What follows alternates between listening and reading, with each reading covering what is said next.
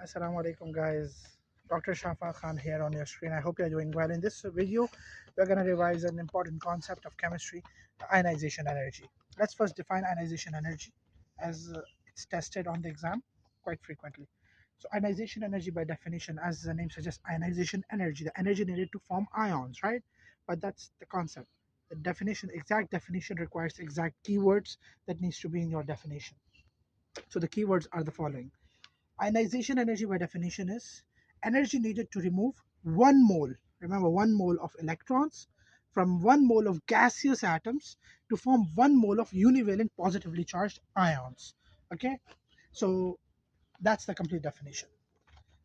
If you write this on your exam, you'll get the full marks. Okay, now the next step is to learn about the factors that affect ionization energy because we need them to understand the periodicity or the trend of ionization energy up the group, down the group, and across the period of the periodic table. Okay, so let's go one by one. So, atomic radius is the first factor. I'm just going to list them down and then I'm going to explain how they affect. Okay, atomic radius, nuclear attraction, charge density, shielding effect. These four are the very important factors.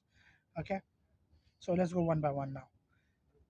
First, let's start off with atomic radius. Atomic radius has a negative correlation with ionization energy. So the larger the radius, the greater would be the distance between the outer shell electron and the nucleus, right? The larger the radius, the greater would be the distance.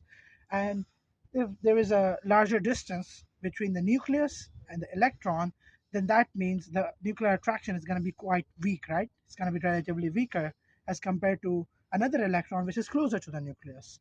So that means the larger the radius, the lesser would be the energy needed to remove that electron because the weaker would be the attraction. So the larger the radius, the lesser the ionization energy. Okay, that's the first factor. Second factor, let's talk about shielding effect. So what is shielding effect actually? Shielding effect is it's basically a sort of shielding or a sort of repulsion to the nuclear attraction provided by the complete inner shell electrons. Okay, so think of it this way.